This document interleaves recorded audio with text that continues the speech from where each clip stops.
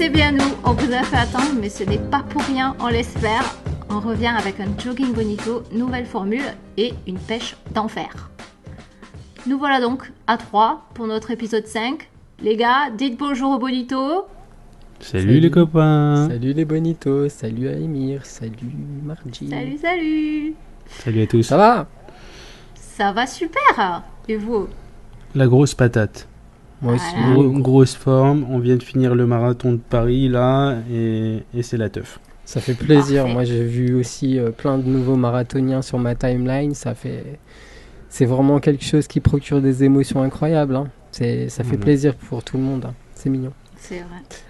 Les réseaux sociaux ne parlent plus que de ça personnellement depuis dimanche. Ouais, ça fait un peu beaucoup là, il va falloir passer à autre chose quoi. Mais bon. Ah, ce que j'aime aussi moi, c'est lire les comptes rendus des gens qui ont raté leur course. Ouais, ça me redonne le sourire. Bah ouais, non mais d'un côté, bah ouais, ça permet de savoir que non, ça se passe pas toujours, c'est pas toujours des licornes et des petits arcs-en-ciel et non, c'est dur. On sort la boîte à excuses. Il faut bien qu'elle serve à quelque chose. C'est ça. Bon allez, on en revient au programme du jour. On est assez fiers d'ailleurs de ce programme parce qu'on a introduit une nouveauté, grâce au bonito d'ailleurs. Mais il faut pas s'inquiéter, on a toujours nos chroniques, elles sont toujours là. On retrouvera le second degré de David dans sa Je chronique. suis très premier degré à moi. Oui, tout à fait. Ouais. On va voir ça. Ouais. Je proteste. On retrouvera aussi Émir pour, dans la collection débutant, le meilleur équipement de running. C'est une réflexion qui est assez intéressante sur un sujet qui nous a tous touchés et qui nous touche d'ailleurs toujours pour la plupart. Bon, on en reparlera plus en détail. Et on pimentera le tout avec une partie plus live où on répondra aux questions et réflexions que vous nous avez soumises via les réseaux sociaux. D'ailleurs, merci beaucoup d'avoir joué le jeu, les bonitos. Merci. Ouais, c'était cool. Pour cet épisode 5, on va faire de notre mieux pour reprendre le flambeau de Rémi et continuer à enrichir votre champ lexical. Donc, je compte sur vous, David et Émir. Hein. On ne peut pas laisser nos bonitos comme ça qui veulent briller en société. Avec plaisir. C'est pas vrai? Et moi, Okay, justement... donc, Moi, justement, j'ai appris un nouveau mot. Vous savez, quand je cours, il m'arrive fréquemment de saigner du nez. Alors, je ne sais pas pourquoi. Hein. Mais j'ai découvert que je souffrais d'épistaxis. Voilà. Ah, merci. C'est joli. Épistaxis. Voilà. Super. Tu t'es fait dépister, tu veux dire? Ouais, c'est un peu ça, quoi. Mais donc, celle-ci, je la dédicace à Rémi, bien sûr. Ah ben, bien sûr. Mais bon, à Rémi... C'est vrai, je confirme. Hein. On a couru ensemble à l'Écotrail 80, David, et puis t'as eu une épistaxis. T'as été dépisté en direct, effectivement, je confirme, j'ai assisté. Il n'y a pas de bluff chez moi. Ah non, merci. Merci de nous avoir fait le côté lexical de Rémi.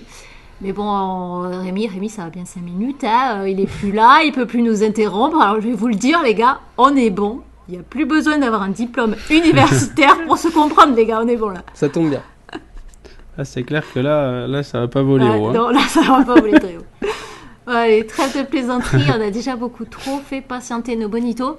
L'épisode 5, c'est parti. We are the winners, watch us glimmer like the sun for the champion. We're in control, body and soul. We push ourselves to the maximum. The champions, the champions. Alors, rappelez-vous, les bonitos, ce beau jour où enfin vous avez découvert les joies du running et décidé d'en finir avec le jogging et les vieilles baskets de vos années lycée. Vous y étiez, le moment fatidique, vous alliez devenir un vrai runner. Gonflé à bloc, vous avez investi les rayons de votre magasin de sport préféré et vous êtes lancé dans les profondeurs sans fond de Google. Et là, déconvenue totale. Il y a trop d'informations, trop de choix. Comment choisir? Du coup, on joue la carte de l'appel à un ami.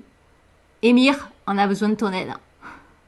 Récemment, les amis, je regardais une vidéo sur YouTube, je consomme beaucoup de vidéos YouTube, du grand Casey Neistat, que vous connaissez peut-être, un vidéaste anglophone qui aujourd'hui est mondialement connu, et il tâchait de répondre à une question qu'on lui posait très souvent, qui est « Quel est le meilleur appareil photo ?»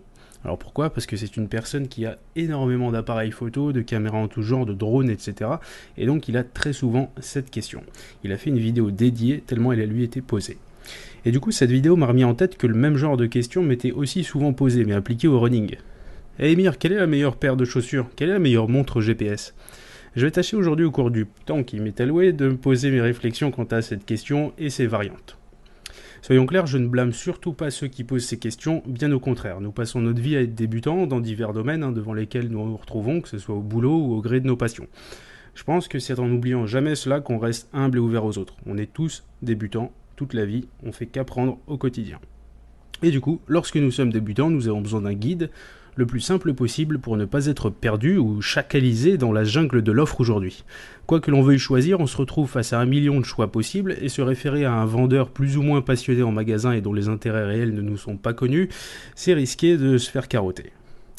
Tandis que demander à cet ami Facebook pour qui courir le marathon est devenu presque banal, de nous mâcher le travail en nous offrant une réponse toute faite, alors ça c'est la solution. Ben ouais, il a tous les avantages. Je le connais, il aime ça et donc il est renseigné, il va me guider. Mais il a tout de même un inconvénient majeur, c'est qu'il n'est pas vous. Lui demander conseil, c'est en quelque sorte lui demander de se mettre à votre place pour faire un choix. Mais très souvent, il répondra naturellement en fonction de ses propres critères. Mais toi, chère Bonita, t'irais demander à ta besta quel est le meilleur mec ? Non, bien sûr. En revanche, tu pourrais lui demander quoi faire pour trouver un mec qui te corresponde. Et là, on y vient. Bon oui, je sais que t'en as pas besoin, parce qu'en tant que Bonita, tu as un capital swag très fort qui te garantit le succès. Tout à fait. Mais revenons à nos moutons. Tout ça pour vous dire quoi, les amis ? Que la meilleure montre dans l'absolu n'existe pas, car meilleur est un concept relatif. Meilleur s'applique à un instant et à des besoins. Si l'on a tendance à penser que la meilleure montre est celle qui fait le plus de choses, en réalité il n'en est rien. Ce sont des critères aussi valides ou non valides que d'autres, dès lors que l'on change de référentiel. Je vais prendre des exemples. Une jeune coureuse, gestionnaire d'actifs financiers avec un salaire à 6 chiffres qui prévoit de démarrer la randonnée longue puis l'ultra en multipliant à moyen terme les stages en montagne, la meilleure montre ce serait plutôt un flagship de chez Garmin ou de chez Suunto. Un truc qui atteint le palier des 750 € cette année par exemple. Une bonne grosse montre qui fait le café. Un coureur... Si seulement, ça fait pas encore le café mais ça commence à atteindre le prix du Thermomix. On n'est pas loin là. On n'est pas loin. Et un coureur, en revanche, autre exemple, un coureur magasinier chez Bio C'est Bon, une enseigne que j'aime beaucoup, qui a connu le running il y a un mois sur un groupe de parole ou d'un running Adidas Boost Bastille, et qui veut commencer à suivre sa progression sur Strava, la meilleure montre serait ici probablement une TomTom ou une petite Garmin Forerunner. Ou ne serait-ce pas plutôt juste un smartphone que tout le monde possède déjà et qui réduirait l'investissement initial au simple achat d'un brassard ? Pourquoi pas ? Pourquoi pas ? Les critères de chacun sont très variables et pour preuve, je connais des coureurs chevronnés qui partent sur un marathon avec une simple montre chronomètre qui excite toute la technologie moderne parce que ce qui leur importe est quelque chose de léger, sans rechargement de batterie ni dépendance à des satellites et de pouvoir brièvement regarder leur temps de passage sans plus de complexité. Donc on a un exemple ici où la montre qui fait le plus de choses n'est pas du tout la montre parfaite, y compris pour des coureurs qui sont performants. Connaître son meilleur équipement, à soi donc, c'est prendre le temps d'analyser ses critères de choix. Ce qui nous importe moins. Mais oui, je sais que nous avons le réflexe d'aller à l'essentiel et de vouloir s'économiser ce temps de réflexion, c'est évident quand on est débutant. La société nous y contraint en quelque sorte. Nous avons peu de temps, nous voulons souvent aller à l'essentiel, ne pas nous prendre la tête pour choisir et être conseillés sans avoir à réfléchir. Mais le fait est que comme sur Adopte un mec, quand on veut avoir un produit qui nous correspond, il faut se livrer, au moins en fixant des critères. Se livrer et se préparer au coup d'essai. Se préparer au fait que ça ne fonctionnera peut-être pas du premier coup. Ouais, ça semble vécu tout ça. Je ne peux rien te cacher, David, je ne peux rien te cacher. Adopte un mec et moi, c'est une longue histoire. Oh là. Bref. C'est pas vrai, c'est pas vrai. Je répondrai aux questions au sujet de Adopte un mec seulement sur des commentaires 5 étoiles sur iTunes. Ouais, ou avec le hashtag Alors, AskJB. pour lâcher, c'est ça, pour le pour prochain lâcher coup. du dossier là, il faut au moins un commentaire 5 étoiles, sinon voilà. Ok, je croyais que tu allais répondre seulement aux questions sur Tinder. Aussi, allez hop. Allez, sur Tinder, ouais. Bon bref, allez reprenons, vous me perturbez. C'est clair. Je parlais de critères, je parlais du fait de ne pas trouver son meilleur équipement du premier coup. Donc demander un conseil sans critères, c'est un petit peu comme jeter une bouteille à la mer en quelque sorte. On a vraiment peu de chance d'avoir un retour qui nous convienne. Pour récapituler, mon message est le suivant. Vous démarrez et vous voulez demander conseil ? Oui, Identifiez autant que possible ce qui est important pour vous et utilisez-le lors de vos recherches sur internet ou lorsque vous demanderez conseil à quelqu'un. Plutôt que la question « quelle est la meilleure montre ?», essayez plutôt « est-ce que tu saurais m'indiquer une montre à moins de 150 € avec GPS qui pourrait me permettre de suivre mes séances sur internet et les partager sur Facebook et qui me donnerait en temps réel à quel kilomètre je suis et ça fait combien de temps que je cours ?» Voilà, là du coup, j'exprime un besoin, j'exprime des fonctions qui paraissent me convenir. Donc plutôt que de demander tout simplement quelle est la meilleure montre.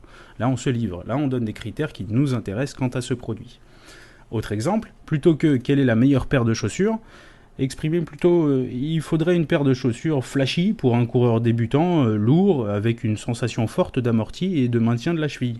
Voilà, si je suis un coureur débutant, que je suis un petit peu en surpoids, j'ai envie d'avoir des couleurs un petit peu flashy parce que j'aime ça, voilà, je voudrais être amorti et je voudrais être maintenu. Voilà, c'est ce que j'attendrais d'une chaussure par exemple. Donc n'hésitez pas à le livrer ce genre de choses.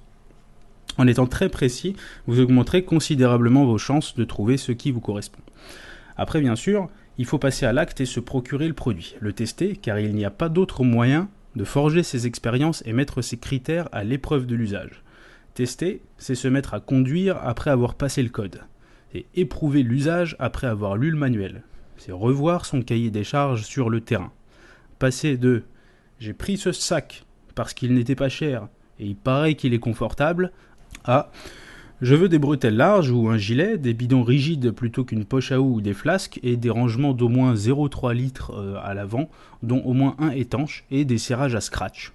Voilà, c'est vraiment se construire des critères précis sur ce que l'on veut. Et ça, on l'apprend par le test.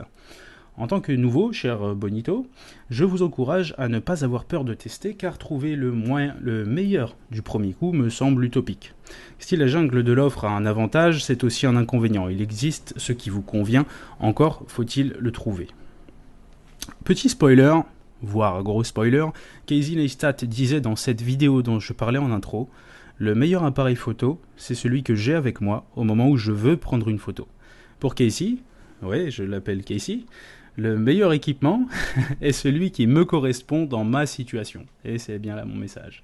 Et donc pour terminer cette chronique, les amis, je vous invite à toujours être critique, et ce, dans tous les domaines. Soyez critique devant tout ce que vous regardez, de tout ce à quoi vous vous intéressez. Et pour un petit coup de pouce côté running, pourquoi ne pas regarder du côté de Fit My Run, dont le nom aurait pu être le titre de ma chronique. Il s'agit d'une bande de coureurs passionnés qui tâche de démêler votre besoin dans la jungle de l'offre en vous posant quelques questions. Le service est gratos et je ne suis pas payé pour en parler. Ça vaut peut-être le coup d'essayer. Fit My Run sur Google. C'était bon pour moi les amis. Ok, bon, bah, on retient, j'irai jeter un œil. Ça peut toujours aider parce que... être informé au mieux, hein, comme tu l'as dit, débutant ou pas, on en a toujours besoin. Bon. Alors, on peut réagir peut-être en un mot, enfin rapidement sur ce qui a été dit. Bah oui. Je sais que Vas-y, Margie, vas-y. tu vas nous poser des questions très intéressantes, mais avant tout, moi j'aurais aimé. Il y a des choses qui m'intéressent dans ce qu'a dit Émir, Oh, notamment. c'est pas mal. Encore Ouais. heureux. Oui, notamment que effectivement on est tous débutants à un moment donné et que très très important, on revoit perpétuellement notre cahier des charges. Ça c'est hyper important. Pour moi c'est l'idée clé. C'est vrai aussi ça. Et une chose aussi qui n'a peut-être pas été dite quand on parle de conseils, c'est que quand on interroge l'autre, il y a une chose, un paramètre que l'autre ne maîtrise pas, notamment sur les blogs, encore plus dans les boutiques, sur les fiches des boutiques en ligne, c'est le budget qu'on a à y accorder.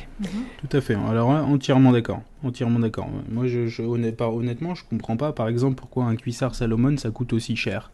Par exemple, hein, et c'est aussi pour ça que j'irai pas naturellement vers eux, c'est parce que je comprends pas leur prix. Par exemple, ça fait partie de mes critères perso. Il y en a qui vont trouver les petites alvéoles hyper stylées et que du coup, peu importe le prix, c'est un autre critère et pour eux, ça leur conviendra davantage. Donc parmi les critères dans les critères les plus importants, il y a aussi le budget. Oui. Voilà, donc sinon après, moi aussi, par rapport aux objets, ce que j'ai envie de dire, c'est que j'ai couru récemment l'Eco-Trail, comme vous le savez, comme l'a dit Émir précédemment. Et j'ai eu une montre qui a lâché au bout de 24 km. C'est un peu bête. Ouais, c'est un peu bête. Et Et je vais pas en vouloir à celui qui me l'a conseillé ou, ou qui me l'a offerte. Mais je l'aime bien cette montre. J'accepte j'accepte que c'est peut-être un accident. C'est pas grave, ça ira peut-être mieux la prochaine fois. C'est le coup de la panne, c'est pas grave. Et, et donc voilà, c'est pas le Ouais, choix non, pour moi, forcément c'est pas parfait. pareil. C'est Ouais, pas pour forcément le moi, choix c'est- parfait, mais c'est pas grave. Exact. Voilà. Bah ça On aurait est pu, détendu. en fait, là c'est un cas un peu spécial, mais ça montre bien que du coup ouais, les équipements ils sont faillibles, hein, évidemment. Tout à Pour fait. moi, Il faut ton cas l'accepter. il est un peu... Ouais c'est ça, mais ton cas il est un peu particulier parce qu'en fait la montre sur le papier elle était censée les tenir, Ouais. mais dans la pratique elle les a pas tenues. Donc ça voilà, ça Mais est-ce c'est que le test c'était qui un permet de... souci, c'était un souci technique de la montre Ah ou, bah, elle avait, Ouais, elle avec forte avait, chance. non, elle avait un jour, elle était moins bien. Et le tu l'avais lendemain pas bien ou quelques jours, rechargé ou machin non, ou- tout Non. était parfait, Ok. tout était nickel. Mais bah, quelques jours plus tard, elle a repris, elle avait de nouveau la forme, il n'y a pas de souci. Bon, bah, elle a été intimidée par l'événement, voilà, elle C'est s'est mise ça. la pression. Elle a été et- intimidée par Émir. Voilà. Non, mais en fait c'est une montre qui fait vraiment partie de ta chronique, hein, David. En fait, je spoil un peu ce qui va se passer Ah ouais, après. non, mais ne disons j'arrête rien, de mais ouais. spoiler. Retenez Ouais. ça, hein, cette montre en réalité elle a inspiré David pour sa chronique, vous allez le comprendre. Ah. Ouais. Mais oui, non, c'est un cas particulier. D'ailleurs, tout le monde se demande c'est quoi cette montre, et puis moi je propose de répondre à ceux qui mettront la question dans un commentaire 5 étoiles. Ce rapace de chacal de Emir, il arrête pas de demander des commentaires 5 étoiles. On en reparlera. C'est clair. Mais c'est bien, c'est Ah. bien, c'est bien. Ouais. Ok. Ouais. Donc, je rejoins David sur l'importance du cahier des charges, de le revoir perpétuellement, de Ouais. ne pas vouloir trop simplifier. Ça, c'est ce qu'on a tendance à faire au début. Évidemment, on débarque dans un domaine, il y a tout qui nous convient, on n'a pas de niveau d'exigence particulier vu qu'on connaît rien. Et c'est en se posant les bonnes questions dès le début qu'on va faire nos premiers tests. Et avec ces premiers tests, on va rapidement se forger son cahier des charges et trouver l'équipement qui nous convient. Voilà. Bon, la question que j'avais, moi, c'était savoir vous comment vous avez fait au départ aussi. Quand j'ai commencé à courir, je crois que je me suis acheté, comme beaucoup, j'ai même pas dû m'acheter une paire de running un peu particulière. J'ai dû commencer à courir avec des pompes un peu, des baskets, quoi, du sportswear à la base. Après, j'ai dû rapidement me rendre compte que si je voulais commencer à courir un peu, être dans le running game, il fallait commencer à s'acheter quelque chose qui ressemble à quelque chose. Donc il y a un copain avec qui je suis allé courir dans mes premières sorties qui m'a dit va à Decathlon, achète-toi le premier prix, ça sera toujours mieux que ce que tu auras. Et donc c'est ce que j'ai fait, j'ai pris mes premières Kalenji chez Decathlon, Vagram, pas très loin des Champs-Élysées, je me rappelle. Et puis une paire pas très chère, dans les 35 balles je crois, ou même moins que ça. Et je trouvais déjà que c'était la révolution. J'avais jamais vu un confort pareil, alors qu'on parle vraiment de la Kalenji pas chère, parce que voilà, je pouvais m'étonner de tout, j'avais aucune expérience, donc forcément. Donc j'étais très content de ça, et c'est seulement longtemps après que je suis allé chez des marques un petit peu plus haut de gamme, on va dire. Je suis allé chez Mizuno un petit peu plus tard, mais ça c'est... ouais. Mais du coup, t'as quand même demandé conseil, quoi. C'est parce que t'es Non. allé chez Kalenji parce qu'on te l'a dit. Bah, non, parce qu'en fait, c'est le moins cher. Clairement, si je suis allé Ouais, là, aussi, voilà, c'était parce que c'était mon critère en quelque sorte. Quand on est débutant, souvent, il y a un critère, c'est on va pas mettre beaucoup de blé dans un truc qu'on n'est pas sûr de faire sur le long terme, Ouais. quelque part. Ce Voilà, qui est logique aussi. Hein. Ouais. Voilà. Même si on se dit souvent, ouais, je m'inscris, je vais faire du running sur le long terme, c'est un petit peu comme quand on s'inscrit à la salle, j'en sais rien, en janvier pour les bonnes résolutions, on pense qu'on va y aller toute l'année, et en réalité on n'y va jamais, bah, c'est con quoi. On aurait pris un mois sans abonnement, ça aurait peut-être été mieux, on aurait perdu moins de sous. Mais du coup, je veux dire, c'est important voilà, c'est important aussi de faire attention au budget dans les premiers temps, et pas se lancer du premier coup sur un truc énorme quand on n'est pas sûr d'adhérer ce dans quoi on se lance, quoi, en quelque sorte. Si en revanche on est sûr et certain que c'est ça l'objectif et tout, là à ce moment-là autant investir un bon coup dès le début. Mais je recommande plutôt pour les débutants de ne pas investir un budget gigantesque tout de suite. Donc moi voilà, j'ai commencé par Kalenji, après sur opportunité on m'a filé une paire de Mizuno, j'ai essayé, j'ai trouvé ça encore meilleur, et du coup je suis allé après acheter d'autres marques et tester d'autres marques. Donc ça c'est pour les pompes. Et pour mesurer les sorties, j'ai commencé avec un téléphone mobile, un smartphone, hein. avec des vieilles applis au début, là, quand les GPS des téléphones marchaient à moitié. J'ai commencé vraiment avec des applis un peu à l'arrache, quoi. Et de fil en aiguille, il y a eu de meilleures applis. Les smartphones me saoulaient quand même parce que je trouvais ça pas fiable au début. T'avais tes tracés GPS qui partaient en vrille. De temps en temps, t'avais un point GPS qui était capté à 4 km de toi. Le smartphone l'enregistrait quand même. Du coup, tu rentrais, t'avais ta séance, elle avait aucun sens. T'avais battu tous tes records. T'avais fait 1 km en 20 secondes. Ah bah tu sais, ma Garmin, elle le fait encore. Hein. Ouais, mais ça, moi, je trouve ça scandaleux en 2017, hein, personnellement. Ouais, mais Je attends, trouve elle que- est vieille aussi, j'y en veux pas. Hein. Elle a des années d'expérience, la pauvre. Ah non, mais ça, enfin, pour moi, il y a au moins, même si la partie matérielle déconne, je veux bien, il n'y a pas de souci, que la partie logicielle rattrape le tir. C'est putain de impossible, Oui, les ouais, mecs, qu'on ouais, fasse ouais. 1 km en 20 secondes. Notez-le, dites au logiciel si vous repérez ce cas-là. Si 1 km égale 20 secondes, Il y a un alors sous-seil. supprimez le point. Voilà, c'est ça. Supprimez le point GPS. Faites un putain C'est d'algorithme. clair. Je sais pas, C'est mais vrai, t'as raison. voilà, au Ouais, moins, ouais. voilà. Et puis bon, quand je vois qu'il y a Moi, certainement... une fois, j'ai battu un record sur un mile, je te raconte même pas. Je crois que j'ai battu le record du monde. J'étais Mais trop oui, contente. mais ça, bref. Je comprends pas ces choses-là encore. Mais bon. Enfin, bref. Et toi, David? Bah moi c'est simple, au départ la tête de gondole, les soldes, ouais. c'était le critère numéro un, le seul critère même, c'est le prix. J'avais m'étais fixé un budget, et après techniquement la chaussure, j'avais aucun repère de toute façon, donc j'aurais même pu demander à un vendeur de m'expliquer ou quoi. Enfin de toute façon, soit j'aurais écouté, soit pas du tout. En l'occurrence j'ai écouté.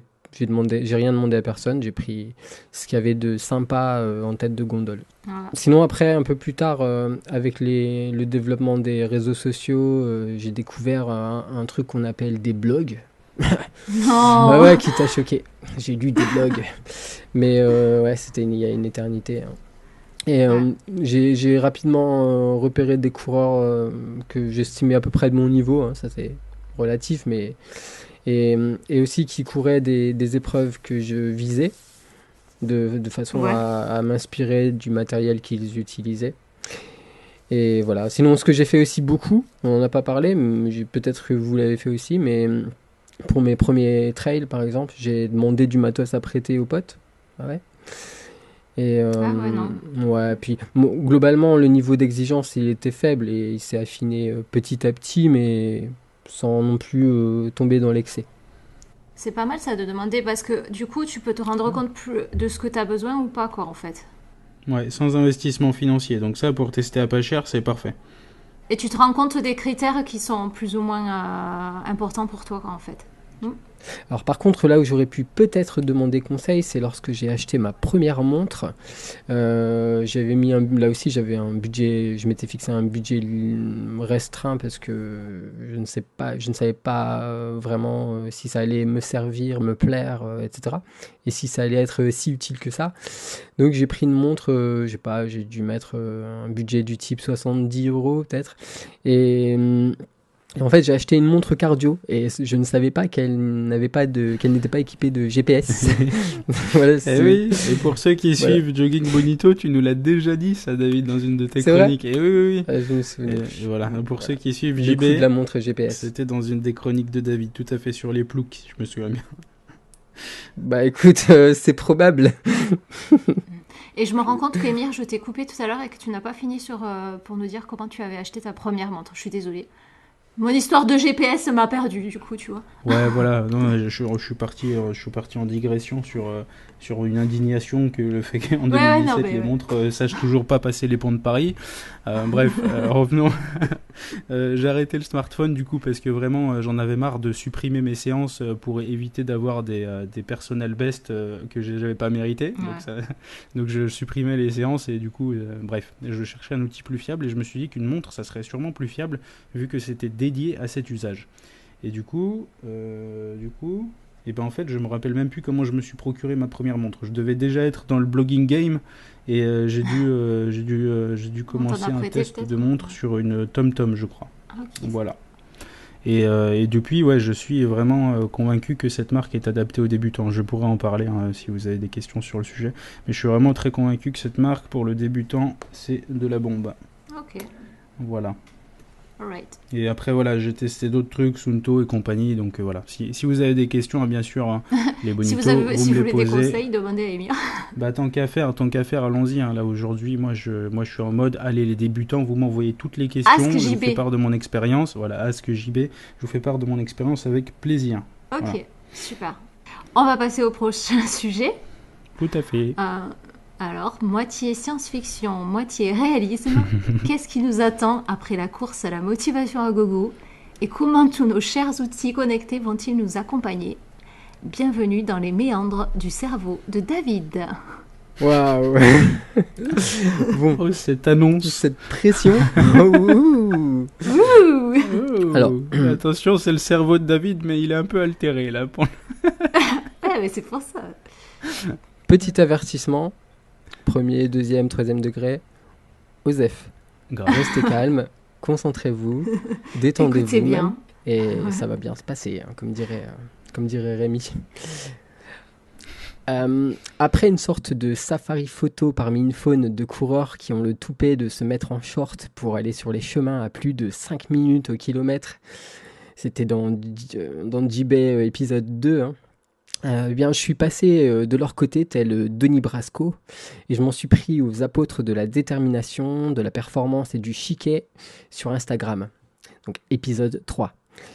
Cette chronique est donc une suite logique et vous le constaterez. Les marques ont bichonné des égéries un temps enviées sur les réseaux sociaux pour la perfection qu'elles symbolisent.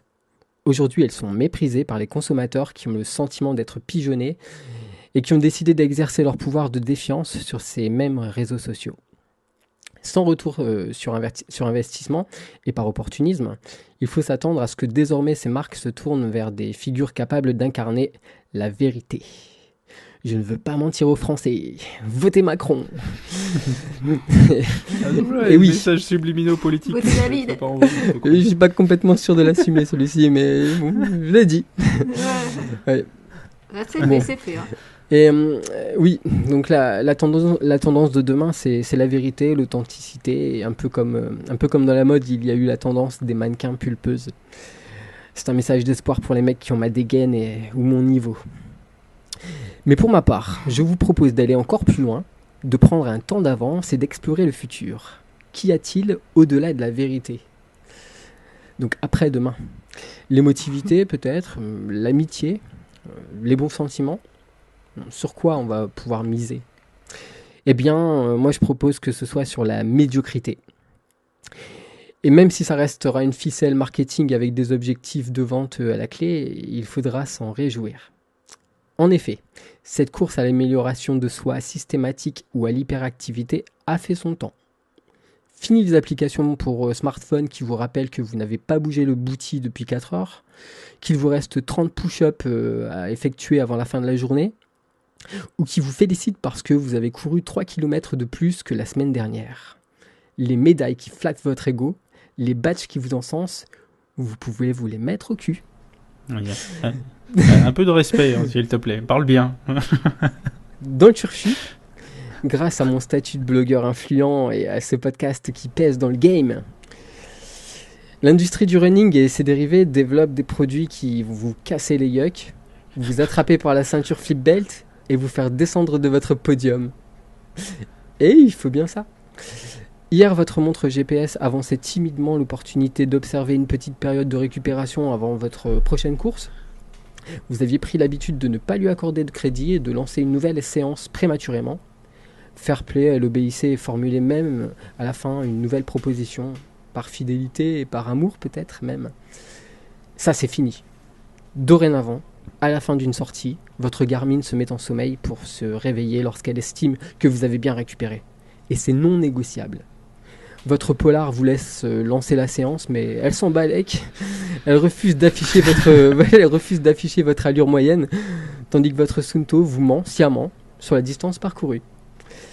Quant à votre Ça, c'est TomTom, vrai, hein. ben, complètement. Ça arrive. Et Suunto vous ment sciemment, et TomTom, elle sous-estime vos données cardio pour vous faire atteindre des zones dangereuses pour votre santé. Terminez les objets qui vous lèchent les seufs. Même en cas de RP, la montre vous rabat l'orgueil direct. Vous avez effectué votre course la plus rapide, bravo! Mais c'est quand même un chrono largement inférieur à celui de Greg Runner. Vous avez fait 25 000 pas aujourd'hui. C'est 10 000 de moins que Valmont, Énorme. prédicteur de votre chrono au prochain marathon. Veuillez consulter les barrières horaires. Compteur de C'est pour coups de moi bras. celle-là. Sorry. Compteur de coups de bras qui embrouille les triathlètes, lampe frontale qui rend l'âme, abandonnant les trailers aux esprits maléfiques de la nature. Électrostimulateur qui simule ou file des décharges électriques à ceux qui ont trop tapé dans la machine. Application de remise en forme qui, sans votre consentement, publie sur Facebook des photos volées avant-après en vous rajoutant Ça du gras serait dans le cool, bide. Ouais, ce serait cool. Autant d'outils qui se rebellent, prennent le pouvoir, vous mentent, vous trollent, viennent foutre la merde ou souhaitent votre mort. Ouais, des outils qui vous dominent au point de vous faire regretter les coups de martinet de vos soirées un peu particulières. Moi, ce que je vous propose, c'est d'avoir un connard qui vous accompagne dans votre quotidien pour vous forcer à être nul et vous faire payer le fait d'être incapable de retrouver la raison. Non, je ne suis pas un anti-matérialiste ou anti-matos. En réalité, mon ambition, c'est de pérenniser l'industrie et d'anticiper avant qu'elle ne s'essouffle. Et même si au fond j'éprouverais un désir sadique et infini de voir des intelligences artificielles programmées pour infliger des châtiments corporels à celles et ceux qui en veulent toujours plus, je suis convaincu que de la médiocrité en vogue naîtra une génération de coureurs masochistes prêts à dépenser des fortunes pour se faire mal pour de vrai ou se mettre en danger. Comme ça, tout le monde sera content et les outils que j'ai proposés se vendront comme des petits pains. Si bien qu'en conclusion, je m'interroge sur les tendances qui animeront le marché des outils technologiques après la performance, après la vérité qui vont conduire à une forme de running sadomasochiste, comme je viens de le mentionner rapidement. Alors moi j'ai une piste. Cette piste, c'est la tendance morbide. Imaginez une application web qui vous récompense d'un dossard gratuit parce que vous êtes l'unique survivant d'un défi fractionné sur piste, 75 fois 1000 mètres, par exemple. Pour moi, ce serait la suite logique par rapport à tout ce que je viens de dire. Mais je ne suis pas persuadé que la communauté sera un jour assez mature. Et il y aura quand même un gros travail à fournir pour le faire accepter auprès des pouvoirs publics. Tu sais, David, je suis pas si sûre qu'on n'est pas déjà arrivé au running sadomasochiste. Il n'y a pas forcément besoin d'outils technologiques pour ça. Juste d'esprit retors, comme le tien un peu, tu vois. Bon, je vais essayer de résumer ce que tu nous as dit, David, en tout cas ce que j'en ai compris, moi. Donc, d'après toi, on va finir par jeter aux oubliettes le côté on vous pousse dans le dos, on vous motive, pour en arriver à l'opposé, se faire mettre volontairement des bâtons dans les roues pour mieux avancer, en fait. C'est ça, non? Ouais. Alors, moi, je pense que, effectivement, les gens ne pourront pas être dans la performance plus longtemps. Il y aura des mouvements de gens qui veulent se soustraire de ça. Et je pense pour ma part que ce serait salutaire. Tu peux résumer ma chronique comme ça. Moi, ce que j'appelle, comme d'habitude, c'est les gens à la raison, à la simplicité. Et je dis aussi beaucoup d'âneries pour le plaisir. Ouais, j'avoue que moi je vois ça comme une chronique un peu humoristique et fictive, quoi, où il y a une sorte de prospective d'avenir sur un truc tellement improbable en fait qui prend le contre-pied de ce qu'on voit aujourd'hui avec les trucs qui nous poussent toujours plus, quoi. Mais du coup, ouais, c'est marrant est-ce qu'à un moment donné la bulle va pas, enfin pas la bulle, mais la tendance va pas exploser parce que les gens saturés, je sais pas, par exemple dans le travail, par exemple, on parle de plus en plus de gens qui disent et pourquoi on ne travaillerait pas moins, ça peut être un idéal. Et pourquoi dans la course à pied il n'y aurait pas énormément de gens qui se diraient après tout la performance, et pourquoi on crânerait pas sur Instagram en montrant qu'on est nul, qu'on est médiocre, et il y aurait une course à ça en fait. À une course, je sais pas, mais c'est vrai que ça prendrait sacrément le contre-pied des trous, enfin des surplus d'ego qu'on peut voir ou Ouais. ce qui sont devenus des stéréotypes en fait, tous ces objets ou on en parlait dans d'autres chroniques de JB, des gens hyper musclés qui courent avec le sourire, des top modèles qui courent sans éprouver la moindre douleur. Enfin, c'est des trucs complètement clichés aujourd'hui quoi. Les clichés ils sont définis maintenant dans ce domaine et ça serait vraiment marrant de les prendre à contre-pied quoi. C'est clair. C'est clair, il y a des petits comptes Instagram qui se baladent là, qui déjà se moquent de certains clichés, qui les prennent et qui les tournent à la dérision. Ça, c'est drôle, ça. Moi, je le vois comme les prémices de quelque chose de nouveau qui arrivera. Hmm. Et puis, vous voyez, comme dans la course à pied, il y a toujours eu, ou partout, il y a des tendances minimalistes. C'est pas une tendance. C'est pas une tendance.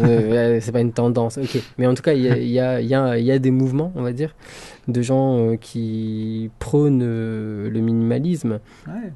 Et, moi, je verrais bien aussi les coureurs lâcher les produits trop techniques, revenir au chrono, un peu comme t'en parlais aussi, toi, au chrono simple, aux chaussures avec des technologies basiques, des t-shirts, Sinon, il y a des les t-shirts tout chaussures simples. des Tarahumara, là, tu sais. Euh, ouais. Enfin, Ça, c'est le top du minimalisme. Ouais, c'est clair. Des sortes de tongs là pour courir. Ouais. T'as Voilà. juste une Ouais, semelle entre c'est ton trop pied et la fort. route. Ouais. c'est Ouais. des chaussures pour Ouais, jouer essaye. au trail ball. C'est ça. Ouais. C'est le trail ball, t'as réussi à Enfin. placer quoi. Et c'est en fait à quoi ça me fait penser en fait. Moi, vraiment il y a un truc ça me rappelle. Vous avez vu le film de science-fiction qui s'appelle iRobot, qui est un film parmi tant d'autres qui en fait te montre que l'homme va un jour réussir à créer une technologie qui va lui tenir tête un jour. Ouais. Ouais, vous l'avez vu? Mais moi, j'y Ouais. crois. J'ai pas vu, moi, j'ai pas Ouais. vu. C'est J'aimerais bien évident. voir. Ouais, bah, je pense aussi que c'est un scénario plausible en fait d'une prospective future, hein, dans un futur même relativement proche, et ça serait marrant en fait de voir ça dans le running quoi, pour commencer avec des petites Ouais. intelligences artificielles locales qui se rebellent quoi, ou qui te balancent des petits clashs, enfin je sais pas, ça serait marrant quoi, c'est ça que ça me fait penser en fait. Mais d'ailleurs, Émir, t'as aimé certaines des propositions qu'a fait David de ce qu'il nous prévoit là pour le futur? Ah mais carrément, moi. Qu'est-ce que t'as aimé là? Qu'est-ce que t'aimerais avoir la montre? Laquelle montre qu'il nous a proposée? Moi la montre qui a pas envie de démarrer, genre t'as envie de la prendre sur Ouais. ta table, C'est et t'affiches, génial, ça, vous laisse-moi trouvez pas tranquille, laisse-moi tranquille, aujourd'hui je sors même pas. Laisse-moi tranquille. Non, mais tu Aujourd'hui, sais, tu par vois, exemple, tu t'appuies sur le bouton pour l'allumer, elle te met juste no. Je trouverais ça C'est génial. beau. Ouais, ça Moi, je serait l'achète. Honnêtement, je l'achète. Moi, je Ouais, l'achète. La montre qui te brime, quoi. Enfin, C'est vrai. Ouais, je suis, ouais, la montre qui choisit ses RTT elle-même, quoi. Genre la techno qui t'obéit plus, c'est plus toi le Voilà. patron, c'est T'appuies- son style. t'appuies une deuxième fois, elle te sort I said no. Ah, franchement, ça serait drôle. Et tu voudrais quoi, toi, Émir, d'autre? Comme objet qui démotive. Ouais, comme objet, ouais. T'as une idée, un truc toi aussi, va dans le turfu, dis-nous ce qu'il y a. Ah non, enfin l'idée du connard de poche, comme dit David, moi je sais pas, elle me fait bien kiffer. Hein. Je Ouais. pense que. Et bon là en fait, je pense pas qu'on observera cette tendance, c'est-à-dire il faut trop de. Enfin, ce qui est beau, ce qui est parfait, ça fait vendre. On aime bien vendre le fait que les objets nous guident vers une meilleure pratique. Et autant pour aller vers une meilleure pratique, on a besoin d'être guidé. Autant pour être à l'arrache ou ne rien faire, il n'y a pas besoin de guide, quoi. C'est-à-dire que et du coup, ils auront rien à marketer les si. grandes. Bah Mais non, si, enfin, parce que on est dans une société où on a une place de plus en plus importante accordée au cynisme. Et ouais, et du coup, tous ces gens, les trolls, etc., les gens un peu cyniques, ils se feront un malin plaisir d'acheter ces outils. Après, ce qui est certain, c'est que ça ne durera qu'un temps. bah Voilà. oui. Bah, comme tout. Puis alors, c'est des vagues à chaque fois. Non, Mais puis, moi, j'achète. Ouais, non, mais il y aura aucun grand du domaine qui aura les burnes de sortir un truc aussi décalé, quoi. Parce que franchement, ça. Ah, Non, bah, même, non, parce que ils ont une image à tenir. Voilà, nous on fait du matos de qualité, fiable, machin. Un qui arrive à te sortir un truc qui sort de tous ses codes complètement, ça me paraît vraiment trop fictif, quoi. Même si je crois au fait qu'un jour la techno elle va prendre le pas Ouais, sur se ce que nous on rebeller. veut vraiment faire, ouais, ouais. Là, c'est. moi, je sais ce qu'on va faire. On va faire une montre Jogging Bonito. Et ça va nous envoyer des électrochocs à chaque fois qu'on passe la barre des 5 minutes par kilomètre. Bam! c'est- T'as pas le droit d'aller plus vite Ah, que 5 ça minutes serait- par ça serait- kilomètre. ou une montre qui te balance des vannes bon, tous les ça. kilomètres, tu sais. Au lieu de dire t'as mis combien de temps au kilo, et te balance une petite vanne issue d'une chronique, tu sais, quelque part. Ouais, Mais ça, Ah déjà, ouais. ce serait super. Ouais, non, c'est Euh, clair. une montre qui te clash gentiment ou qui te remet à ta place, tout simplement. Voilà. Et- Qui vient hacker ton ego surdimensionné. Vous savez Ouais. qu'il y a Ok, tu quelques te années. prends là, calme-toi. Ouais, il y a quelques années de ça, hein, je pense que ça fait 4-5 ans, non c'était peut-être un peu plus, au début des smartphones, Reebok avait sorti une chaussure de running, et dans le cadre je crois d'une campagne marketing, ils avaient également sorti une application qui justement voulait se baser sur la pression de la communauté pour faire courir en fait le possesseur de l'appli. En fait, Ouais. ça rejoint ce que tu disais, David, quand tu Mm. disais, tu sais, la montre où le smartphone il prend des photos volées de toi, il les balance sur les réseaux sociaux en loose day, tu vois. Ouais. En fait, là, c'était carrément, tu t'inscris dans l'appli, tu mets ce que tu vas faire comme plan d'entraînement, et si tu le fais pas, eh ben l'appli elle publie à ta place que tu l'as pas fait. Du coup, tu te tapes la théon. Mais c'était vrai, il l'avait vraiment mis en place, hein. Et du coup, il C'est marketait. Asics qui faisait Non, ça? c'était Reebok. Je me rappelle plus du nom de l'appli malheureusement, Reebok, mais ok. je sais qu'il y a quelques années. Et elle se vendait comme ça. Elle disait maintenant, grâce à cette appli, tu vas devoir tenir tes engagements, obligé. quoi. Voilà, sinon Ouais. je dis publiquement que t'es une merde et que t'as pas fait tes sorties, quoi. Ah ouais.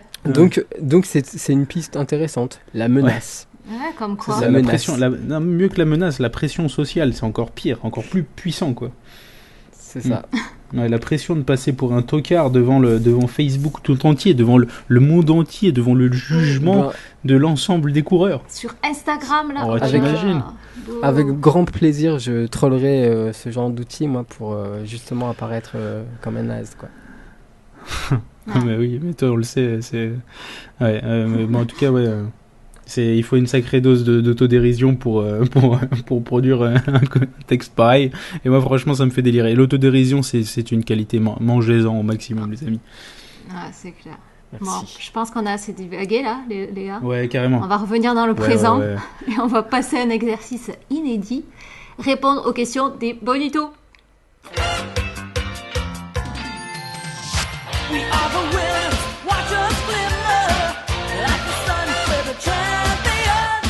We're in control, body and soul. We push ourselves to the maximum. The champions, the champions. Juste une chose, c'est qu'on a lancé le hashtag AskJB, enfin JB, Mhm. et Ouais. Émile Running Lille, qui était avec nous sur le podcast sur les premiers épisodes, nous a signalé que ce hashtag avait déjà été lancé par Justin Bieber himself. Justin Bieber.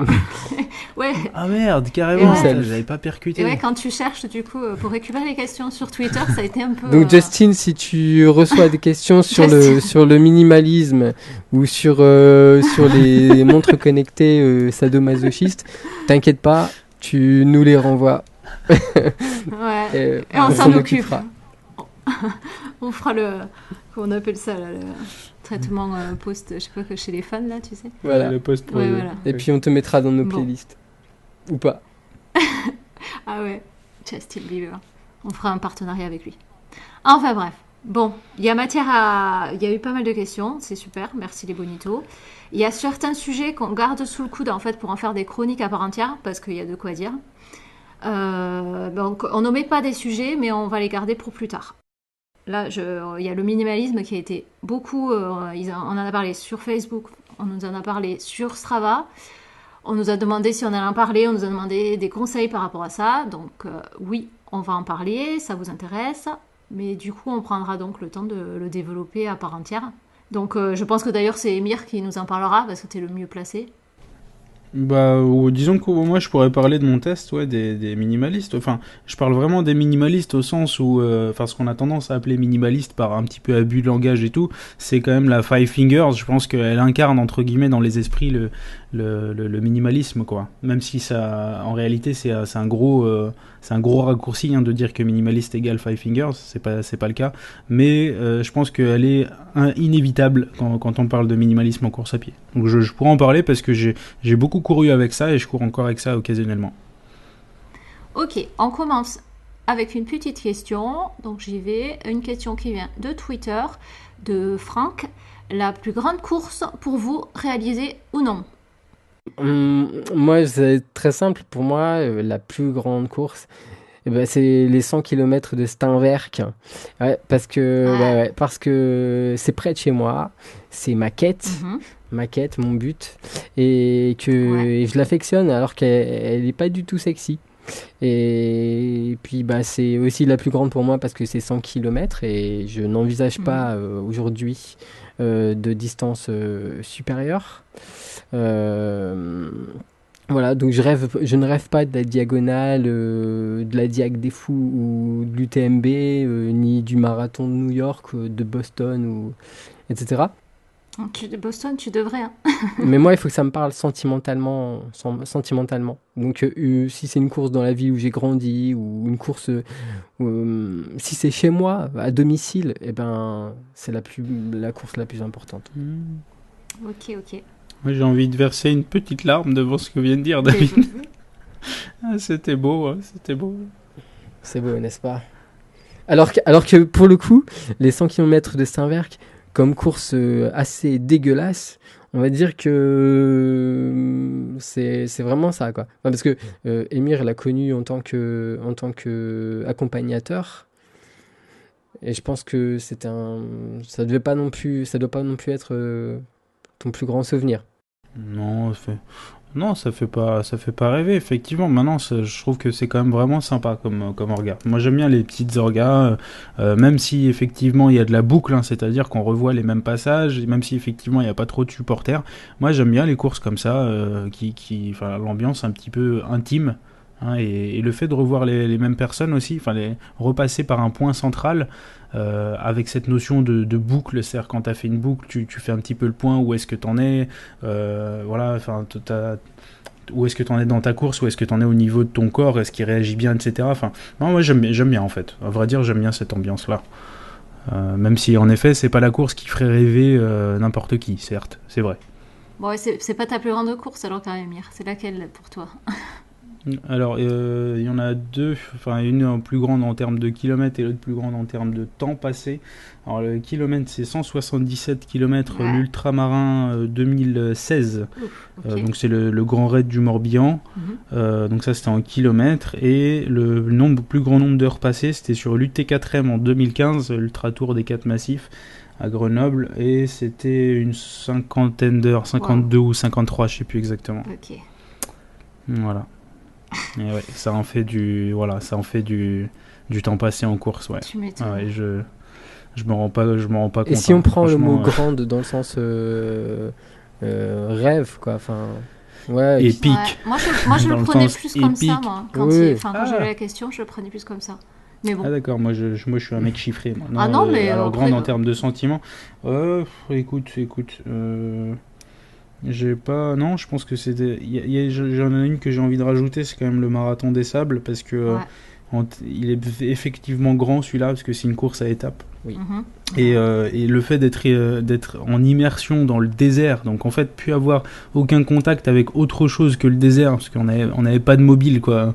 On avait une interface minimaliste pour envoyer des mails et il fallait attendre 10 000 ans pour réussir à envoyer un mail vers l'extérieur. Donc en fait du coup Ouais, voilà, t'es on restait immergé un petit peu dans notre bulle. Ouais. Ouais, t'es immergé, t'es dans une bulle désertique pendant 5 jours si je me souviens bien.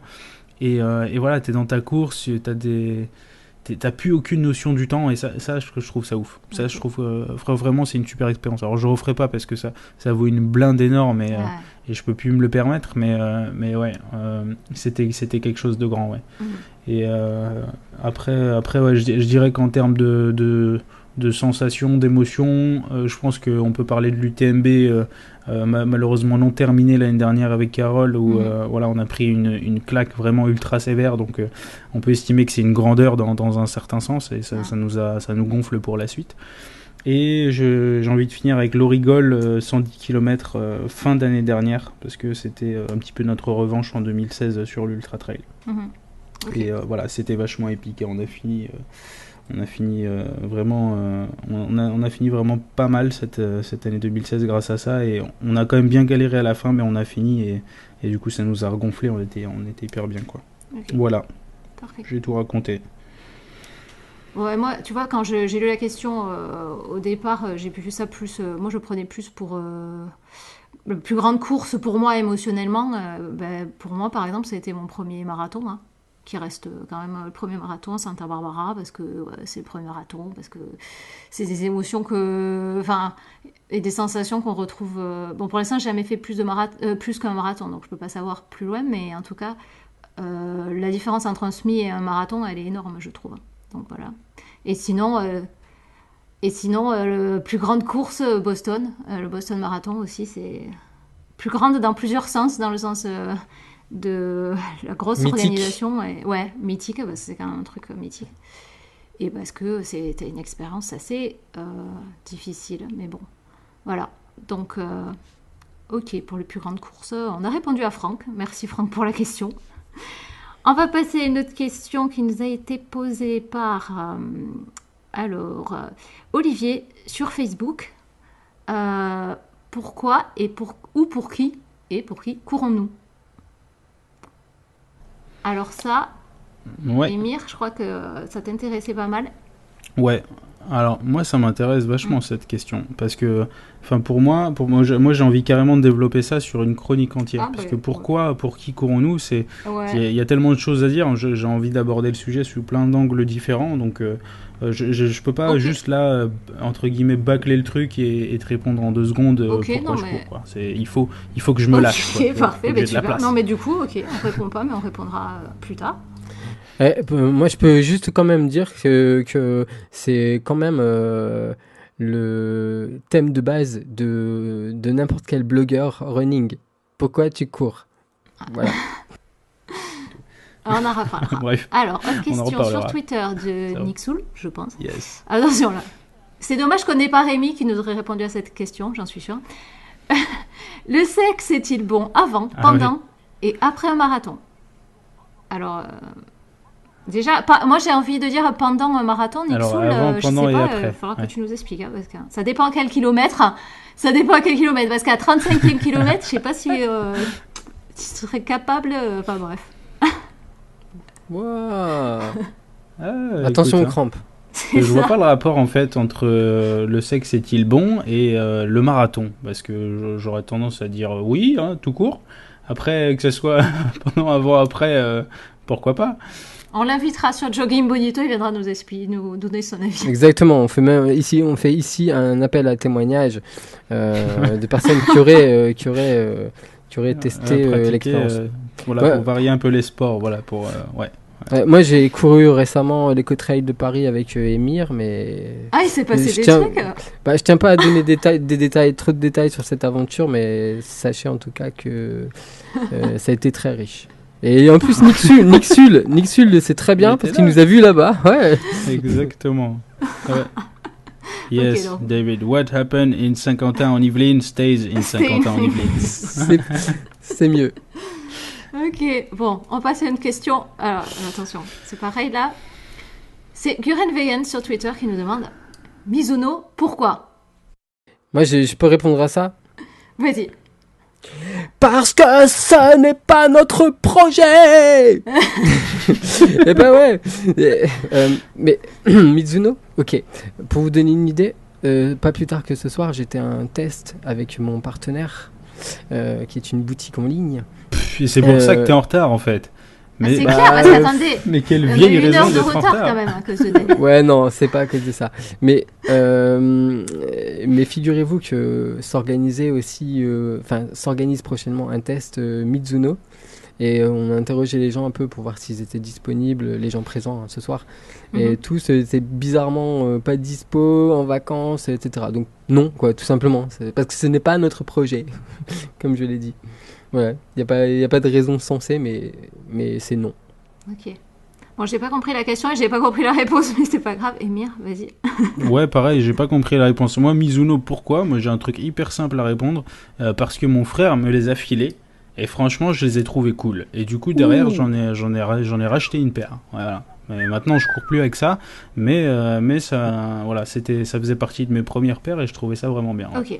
Voilà. Bon, on espère que Guren Vegan sera satisfait de cette réponse. On s'en fout, de toute façon, Guren, il est relou. Alors, autre question sur Strava cette fois, de Christophe. Faut-il obligatoirement suivre une préparation pour réussir son objectif en compétition? Attends, c'est plus sérieux là. Grave. Alors moi, je t'en fais une chronique de ça aussi. Du coup, faut que je note ça sur ma liste de chroniques. Mais bon. Vas-y, David, lance-toi, s'il te plaît. Non, ce que j'ai envie de dire surtout, c'est que quitte à suivre une préparation, j'invite Christophe et tous nos amis Bonitos à opter pour une préparation proposée par Anne de Bendidou. Mais t'es arrivé encore à nous la placer, c'est pas possible. Qui propose des plans marathon. Ouais. Mais pourquoi pas? Voilà. Elle a fait le marathon de Paris, là, Anne de Bendidou. Non, en tant que Ah bon, elle l'a pas couru? Elle y était. Oui. Elle y était. Ah Mais d'accord. elle a préparé des athlètes pour ça, et dont certains ont fait des chronos tout à fait honorables, d'autres peut-être moins. Après voilà, c'est un autre débat. Ah, c'est un débat, ouais, sur la pertinence du coaching par certaines personnes, effectivement. Ouais, mais est-ce que la question... Enfin, parce que sa question, c'est faut-il suivre une préparation pour réussir son objectif en compétition?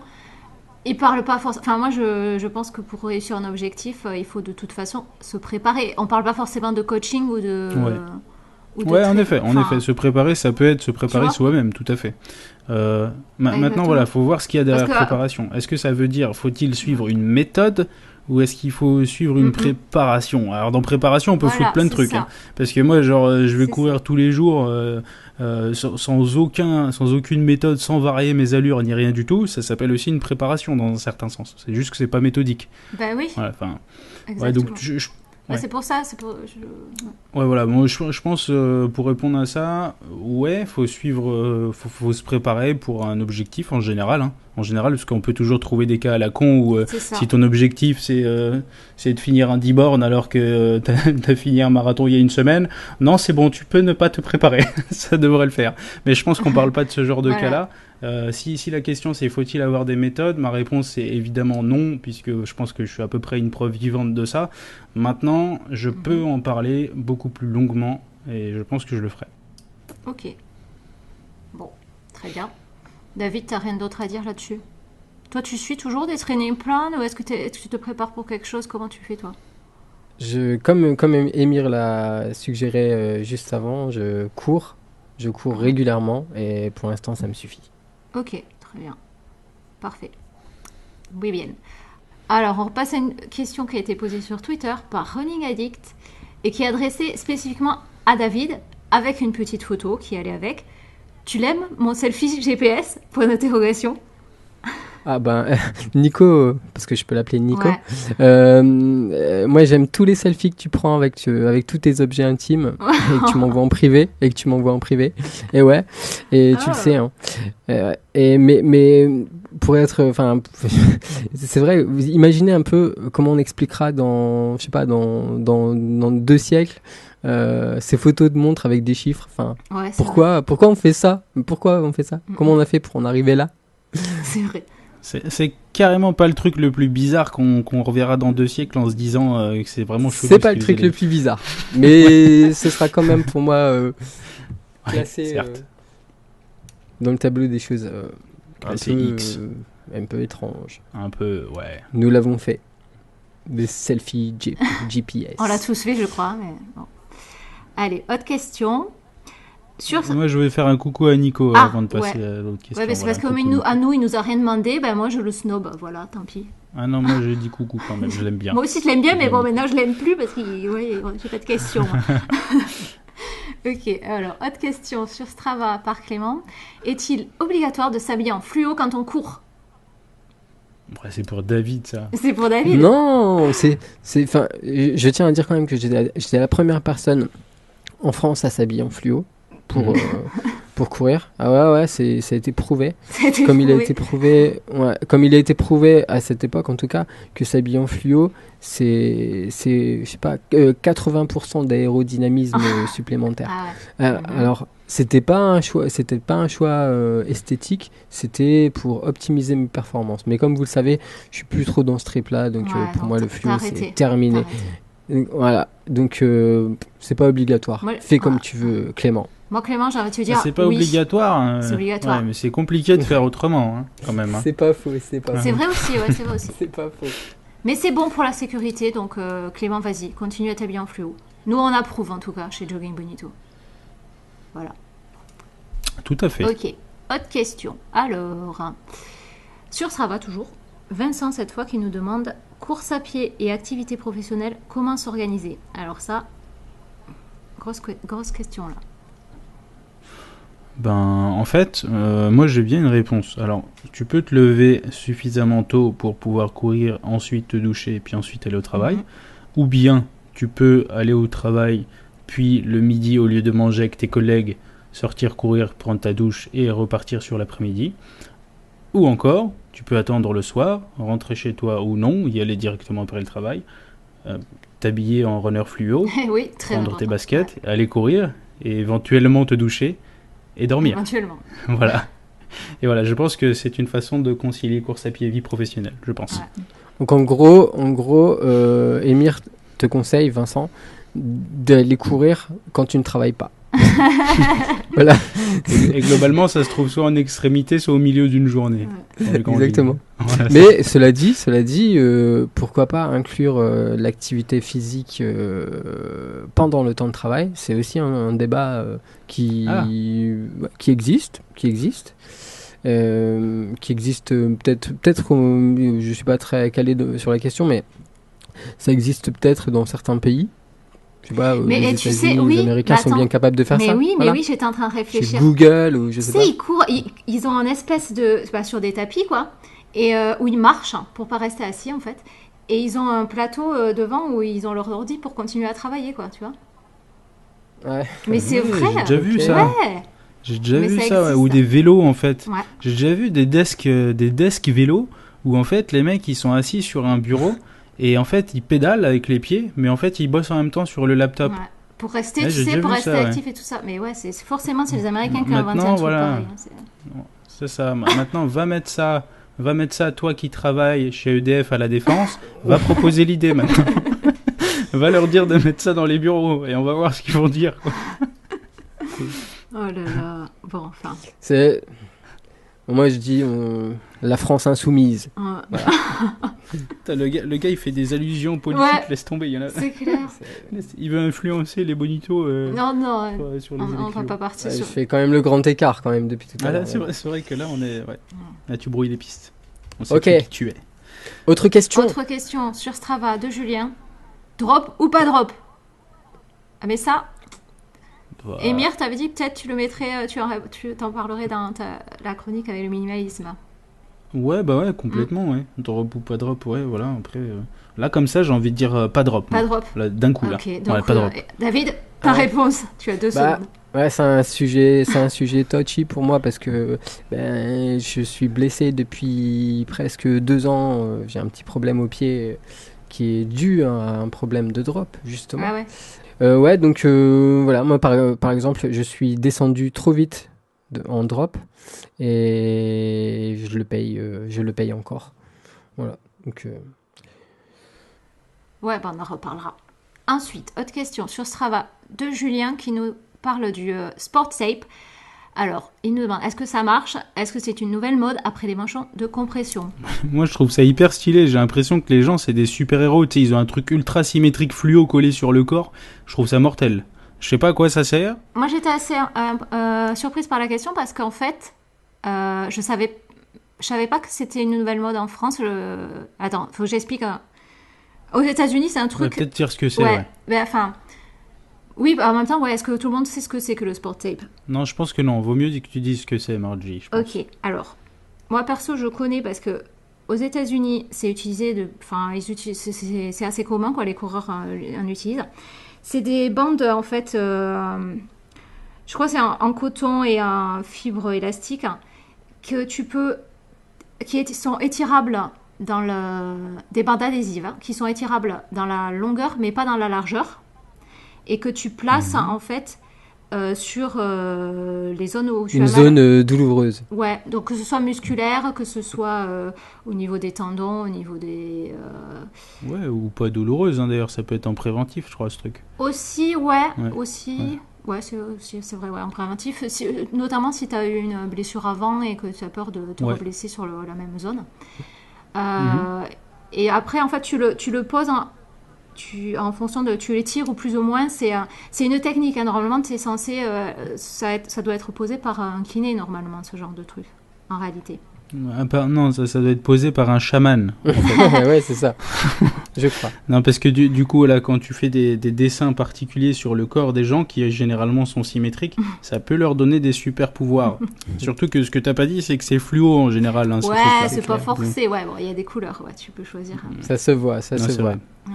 Avec Émir, on a vu une concurrente dans une course qui avait ces bandes-là, qui en avait fait des petits smileys Ah sur ouais. le mollet. Ouais. Tu te souviens? C'est ça, oui, tout à fait. Elle, du coup, c'était que d'un côté sur un mollet, et puis elle avait réutilisé le tout petit bout certainement une chute Ouais. de son tape C'est pour ça. en faire un petit smiley qu'elle a collé au-dessus de son mollet. Ah ouais, bah C'était ouais, drôle. non, c'est C'est Et nous, ça nous a fait rigoler. C'est Mais des alors- petits motifs Voilà. sympas. Les gens, c'est marrant parce que les gens, ils apprennent la technique pour les poser. Il n'y a pas que les kinés en fait, mais il y a Non, il y a vraiment pas des que gens les qui kinés. apprennent. Il y a Ouais. vraiment des gens qui apprennent. Ça a l'air mystique, comme dit un peu. Comme Mais le après- suggérait si, Après, quand tu en Julien. achètes, bon, je sais pas quelles marques qui sont en France ou pas. Ouais, celle que j'utilise moi aux États-Unis, ça s'appelle Katie Tape et Ouais. avec ça, C'est la même. Hein. ouais, c'est ça, vous avez ça aussi, ouais. Et avec ça, donc t'as les vidéos, ils t'expliquent comment les poser toi-même, hein, si tu veux les poser, quoi. Bien sûr. Moi en tout cas, Il y a des vidéos aussi qui apprennent à faire du vaudou hein, sur YouTube. Non, mais ça, moi personnellement, j'ai déjà essayé Le vaudou pas le vaudou, pas encore, peut-être. Attends, je sais pas. Mais le Katie Tape et j'ai essayé dès le premier l'entraînement pour mon premier marathon. Et franchement, alors je ne saurais pas expliquer exactement comment ça marche vraiment, mais je trouve que t'as eu un orgasme. non. Mais ça m'a bien aidé. J'avais mal peut-être des tendinites ou des trucs comme ça. Et quand tu l'as posé, en fait, tu as l'impression que ça te soulage un peu, ça t'enlève de la pression sur l'endroit où tu as mal. Et ça te stabilise, en fait. Et comme c'est posé 24 heures, en fait, c'est tout le temps, ça s'enlève. Enfin, ça reste pendant 2-3 jours, tu vois, avant que ce soit plus vraiment très adhésif. Bah, tu l'as pendant tout le temps avec toi et du coup, je sais pas, je trouve que ça enlève une pression dessus. Moi, j'aime bien, mais je ne saurais pas expliquer exactement pourquoi, comment ça marche, quoi. Bon, en tout cas, on retiendra que apprendre à poser les tapes, là, c'est l'étape qui précède le suicide collectif. Voilà. Pourquoi? Ouais, c'est vaudou, compris ton délire, on a mais parlé c'est drôle. vaudou, chaman, tout ça. Non, mais c'est mes délires. Non, je veux pas dénigrer hein, ce truc, hein, je connais pas. Ouais, et c'est marrant, vous avez pas ça en France, en fait? C'est nouveau, là, Si, ça si, il y a arrive, en fait France. si. Si, Moi, il y j'ai a essayé pas mal déjà. en France. Ah, t'as essayé déjà, David? Ouais, j'ai essayé. Bah, dis des trucs écoute, pertinents alors, au lieu de me laisser dire Ouais. des conneries. Bah, j'avais mal au mollet. Ouais. J'ai eu ces bandes adhésives là. Ok, bah, j'ai eu moins mal au mollet au bout d'un moment. Mais est-ce que c'était vraiment dû à ça? Bah, je saurais jamais. Je sais pas. Mais t'as pas senti, enfin, je sais pas. Moi, quand Ouais, j'ai mal quelque part. Senti un truc qui se diffuse dans ton corps, Non, qui non. fait que tu te sens mieux. Non, j'ai Mais rien tu senti. sens que enfin, je sais pas, j'avais mal par exemple à la cheville et quand je courais avec le Katie Tape, j'avais l'impression que j'avais moins mal, quoi. Ok. Je sais pas, non, toi t'as pas fait un Ouais. truc comme ça. Non, Ouais, non, c'est- mais je ne m'en plaindrai pas non plus. Ok, très bien. Je pense que c'est un peu comme les... Bah, justement, il y a un parallèle dans la question qui est fait avec les manchons de compression, nouvelle mode après les manchons de compression. Personnellement, je cours avec des manchons de compression. Alors, je pense que ça sert strictement à rien. Et ça m'empêche pas de courir avec, hein, parce que j'ai l'impression que voilà, j'ai lu des trucs un peu à ce sujet, comme quoi ça chaufferait peut-être un peu plus vite les muscles, que ça réduirait les vibrations des fibres musculaires, tu sais, des trucs un peu stylés que les marketeurs aiment bien te mettre. Et donc je me suis dit, allez, dans le doute, pourquoi pas. Allez, peut-être que ça va servir, peut-être que. Hein. Du coup, là, j'ai un petit peu la même impression sur les tapes. Il y en a qui sont hyper convaincus, comme pour les manchons, qui se disent « Ah non, moi sans ça, je peux pas courir. Ah non, moi sans ça, j'ai des douleurs. » Et d'autres qui te disent « Non, moi, je sais pas à quoi ça sert, donc j'en mets dans le doute, un peu comme moi. » Et d'autres qui te disent « Non, mais ça sert à rien, c'est un truc de vaudou. » Un peu le rôle que je prenais juste avant. Au pire, ça tient chaud. Mais par contre, je veux dire, les tapes, c'est pas fait pour guérir, par contre. Hein. Comme les manchons de compression. Enfin, c'est pas, non, c'est une blessure, le tape, c'est pas, ça va pas te guérir. Hein, ouais, bien sûr. Non, c'est du préventif et éventuellement de la réduction de la fatigue, quoi. Voilà. Et puis aussi, voilà. Quand tu reviens d'une blessure, tu peux mettre du tape pour éviter de te reblesser, quoi. Tu vois, c'est ça un peu le truc. Ok, très bien. Allez, on passe à une autre question. Sur Strava, chapitre qui nous a demandé débutant en course et souhait de faire un trail, est-ce compatible? Carrément. Je me lance, bien sûr, tout à fait. Je vois pas pourquoi on pourrait pas débuter sur un trail, hein, bien au contraire, c'est pourquoi pas en fait. Qu'est-ce qui te ferait penser le contraire, à vrai dire? Le débutant ne veut pas dire bitume, un débutant veut dire un certain volume adapté à ta pratique à toi, à tes ressentis, à ton corps. Donc commencer en trail donc sur bitume ou sur chemin ou sur montagne, du moment que c'est un volume qui te convient pour commencer, eh bien choisis le terrain que tu veux, quoi, tout simplement. Ouais, je suis d'accord avec toi là. David, t'en penses? Pareil. Ok. Comment j'ai clôturé le game? Non, mais c'est vrai, on est d'accord alors. Bon, ça va alors. Parfait. Très bien. Alors, autre question sur Strava de Cam RT. Courir pour manger ou manger pour courir? Question pour moi, ça encore. Je sais pas, pour tout le monde. D'accord, bon bah David, alors commence parce que moi je vais encore m'éterniser sinon. C'est très rapide, je ne comprends pas la question. D'accord. C'est vrai. Est-ce que tu cours pour moi, est-ce il y a que ton pas de objectif pour courir, c'est parce que tu peux manger tout ce que tu veux? C'est pas vrai, hein, mais bon. Ou bien tu manges pour bien courir, quoi. Rien. Rien de tout ça. Je cours et je mange. Je mange et je cours, mais ça n'est pas lié. Le mec, David n'a pas saisi l'intérêt de la question. Ok, mais c'est pas grave. Ben, en même temps, voilà, c'est lui, il n'y a pas d'intérêt entre les deux. Ok, Émir, t'en penses quoi, toi? Ouais, alors en fait, j'avais lu une phrase un jour que j'ai pas mal retenue et qui me fait assez rigoler dans le running, je la trouve assez vraie. C'est que généralement pour la plupart enfin pas pour la plupart, pardon, c'est une grosse généralité crade, il y a certains coureurs qui ont commencé en surpoids et qui du coup ont couru dans le but de perdre du poids. Ouais, c'est ça. Donc en fait, la phrase dit, au début, tu courais... Merde, attends, pardon. Du coup, je vais cramer l'effet humoristique si je l'ai pas bien du premier coup. Attends, excuse-moi une seconde, je vais te la sortir d'un seul coup. Mais je me la remémore. Attends, avant tu...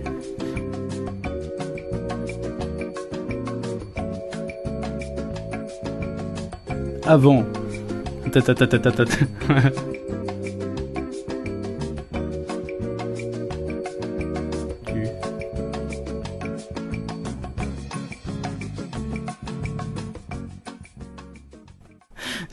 Avant, tu courais pour perdre du poids, maintenant tu perds du poids pour courir. Et je trouve que cette phrase, elle résume exactement ce qui m'arrive en fait dans la vie. C'est-à-dire que j'ai commencé la course à pied, je voulais perdre du poids, j'ai perdu du poids, puis après j'en ai repris un petit peu, etc. Et je me suis aperçu que quand j'avais moins de poids, je courais beaucoup mieux, c'était beaucoup plus facile. Et donc pour retrouver ces sensations, eh bien je cherche souvent à reperdre du poids pour pouvoir mieux courir en fait. Voilà, donc, mais du coup ça répond pas à la question, c'est hors sujet en fait. Donc je réponds à la question, courir pour manger, merci, je reviens quand même sur la question. Donc courir pour manger, Ouais, un petit peu, parce que moi j'aime beaucoup bouffer en fait. Franchement, j'aime bien. Je mange en grande quantité. Et du coup, parfois j'aime aussi beaucoup me faire plaisir. Et j'ai pas trop envie de l'encaisser en mode disgracieux avec que ça déborde un peu partout. Donc, quelque part, oui, il arrive que je cours pour manger. Donc, c'est-à-dire, je me dis, tant mieux, j'ai fait une sortie longue. Tant mieux, comme ça, je vais pouvoir encaisser 2-3 bouffes un peu sympas, quoi. Et après, manger pour courir, non, pas trop, mais de temps en temps, oui. Quand t'es sur marathon ou sur ultra, la veille d'un marathon, vaut mieux bouffer un petit peu quand même, histoire de te dire demain je vais courir correctement. Et quand t'es sur ultra, quoi, faut gérer ta glycémie. Donc oui, manger pour courir dans ce cas-là. Ouais, mais aussi, enfin, moi, dans le manger pour courir, ça me fait penser surtout au fait qu'on fait attention à ce qu'on mange pour pouvoir continuer à courir correctement, quoi. Ah bah oui, bah, j'étais pas hors sujet du coup tout à l'heure. Non, c'était bon alors. Ça rejoint ce que tu dis. Ouais. Ouais, tu perds du poids pour mieux courir en fait. Non. Moi, c'est pas dans le sens perte de poids que je dis ça. C'est dans le sens manger de façon saine. Oui, voilà, ouais, c'est la même idée, mais en gros manger sainement pour mieux courir, quoi, derrière. Ok, ouais. Voilà. Parce que donner ce qu'il faut à ton corps, en fait, pour continuer à bien courir, c'est ça, moi. C'est dans l'idée. Voilà, manger beaucoup de protéines végétales, tout ça. Voilà, Ouais. un petit message subliminal, tout ça, quoi. Voilà, je pose mes ficelles tranquille, personne m'a grillé. Non, moi ça me dérange pas. De toute façon, on est en majorité. De toute façon, David, il est plus là, on l'a perdu encore. Je pense que vous êtes des personnes très intéressantes et je vous remercie pour toutes ces réflexions. Ok. Bon, on passe à une autre question parce que je sens que sinon David va s'en aller. Je rigole. Autre question de Mike sur Strava. Faut-il obligatoirement faire le marathon de Paris pour accomplir sa vie de marathonien français? Bonne question. Parce qu'on a l'impression, hein, quand on voit tout ça sur les réseaux sociaux, hein. Punaise, ils nous ont saoulés avec le marathon de Paris. Ouais, un peu de fraîcheur, s'il te plaît, Mardi. Non, ils ne nous ont pas saoulés. C'est de l'énergie positive. Ah oui, Accueille cette énergie. Pardon, t'avais l'air de vouloir réagir trop au taquet, David. Vas-y, lance-toi, s'il te plaît. Vas-y. Non, il faut pas obligatoirement avoir ça dans son palmarès pour accomplir sa vie de marathonien. Et je n'ai pas été énervé par tout ce qui s'est dit sur les réseaux sociaux à propos du marathon de Paris, mais par contre, j'ai pris conscience que dans le marathon de Paris, les sas tout court, de toute façon, c'est un scandale ce truc. Enfin, ça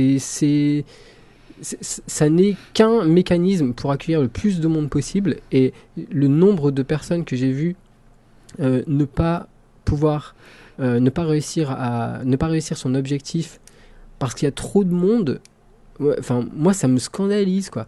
Et donc ils suffisent même pas.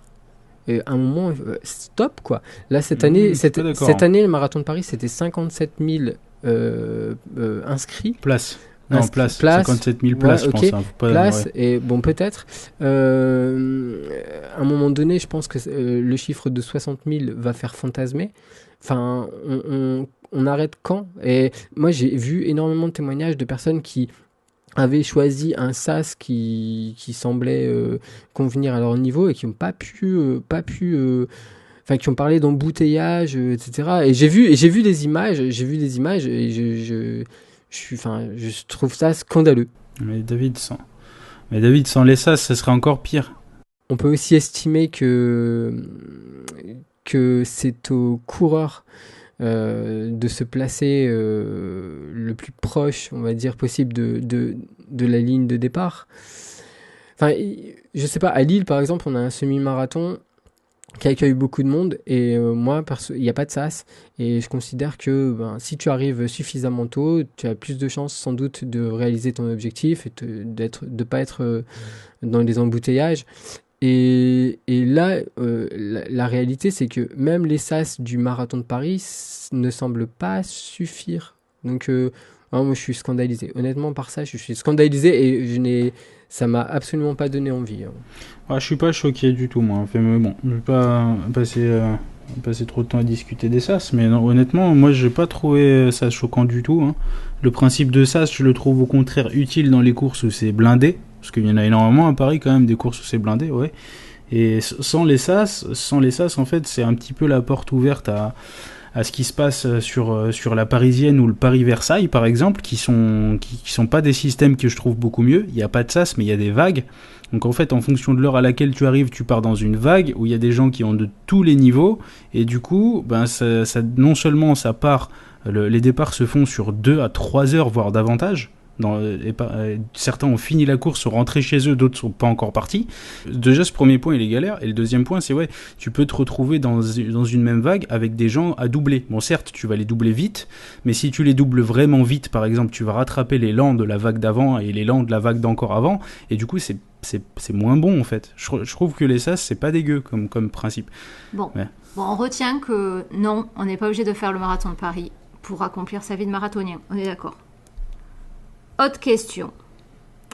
Courir avec une casquette de vélo, est-ce vraiment sérieux? Grave. Bah pourquoi pas, si c'est ton délire, mon pote. Exactement. Et ben, je sais pas. D'ailleurs, on a un autre bonito qui a répondu. C'était sur Strava par Sifai. Je suis pas sûre de la prononciation. Je suis désolée. Sipai. Ok. Et donc, un autre bonito a répondu. Il valide la casquette. Et il a ajouté, je dirais idem pour les oreilles de lapin. Ben voilà, ça c'est voilà, tout à fait. Merci pour ce message de paix et de tolérance quant aux croyances et aux gris-gris de chacun. Voilà, exactement. Donc on dit oui pour la casquette de vélo, nous. Grave. On est pas comme ça. Ouais. Puis après, si vous voulez mettre des t-shirts fluo, c'est votre délire aussi. Hein. Si vous voulez mettre des bandeaux et des running et des manchons ou des taping, faites comme chez vous, les gars. Exactement. Vous avez envie de vous déguiser en runner, déguisez-vous en runner, il y a pas de problème. Ok. Bon, on a fini les questions des bonitos. Très bien. Déjà. Mais on va revenir sur quelque chose. C'est pas une question, mais on a eu une revue sur iTunes qui était pas très bonne. Alors, donc je vais vous la lire et on voulait avoir un droit de réponse quand même. Donc c'est Chris qui nous a écrit sur iTunes et qui nous a mis 2 étoiles avec comme titre pas si bonito que ça et qui nous dit les chroniques lues sont une horreur à l'écoute. On a l'impression d'écouter des collégiens réciter leur poésie. Le podcast prend tout son sens lors des échanges. Dans l'ensemble, les animateurs sont très critiques et peu bienveillants. On dirait des coureurs qui ont 40 ans de course dans les pattes et qui sont contre toutes les évolutions de ce sport. Ça manque clairement de fraîcheur. Dommage, le titre aurait pu nous faire penser tout le contraire. Ouais, David, veux-tu réagir ? De toute façon, toute critique est intéressante à entendre. Moi, tout à fait. Je n'ai pas l'impression que nous n'avons fait que critiquer ou être négatif sur les sujets qu'on a traités. D'ailleurs, je trouve que bien souvent, si on a été un peu critique, c'était aussi pour mettre en valeur d'autres positions, d'autres personnes ou d'autres pratiques. Pour ce qui est des chroniques lues, je crois qu'on était à peu près d'accord que c'était quelque chose d'assumé et qu'on revendiquait. Voilà, c'est un parti pris. Oui, on entend que c'est lu, mais en même temps, on va pas faire. Vous n'allez pas faire semblant de ne pas lire. On n'est pas des comédiens pros de l'impro, ce serait trop difficile. On n'est pas des professionnels. Ouais, exactement. Et puis on débute, alors il n'est pas dit que cette forme n'évolue pas à l'avenir, on verra très bien, mais nous pouvons avoir votre tolérance et ce sera avec plaisir. Autre chose aussi, oui, nous n'avons pas 40 ans d'expérience de coureur. Même si moi j'en suis pas loin personnellement puisque j'aurai bientôt 40 ans et je pense que j'ai commencé à courir à peu près vers 1 an et demi. Bah ouais, comme tout le monde. Et je cours et que plus sérieusement je cours depuis très longtemps. Mais c'est sûr que ça ne m'autorise pas à donner des leçons, ce que je ne pense pas faire.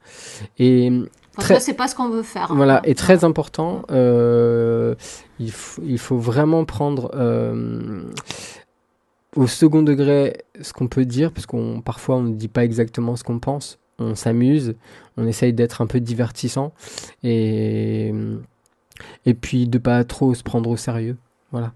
Ouais, ça je suis entièrement d'accord. La thématique est vachement pisse quand même, et si on essaye de... Pisse dans le sens paix, hein, bien sûr, hein, on a compris. Ouais, je pense que voilà, on essaye un petit peu de dynamiser ça en prenant des positions parfois un petit peu plus plus revendiquée que celle qu'on a réellement. C'est aussi pour On dynamiser force tout le ça, trait je pense, souvent. ouais. Mais une Ouais. grosse dose d'autodérision, une grosse dose de second degré, je pense que c'est aussi ce qui nous caractérise un petit peu.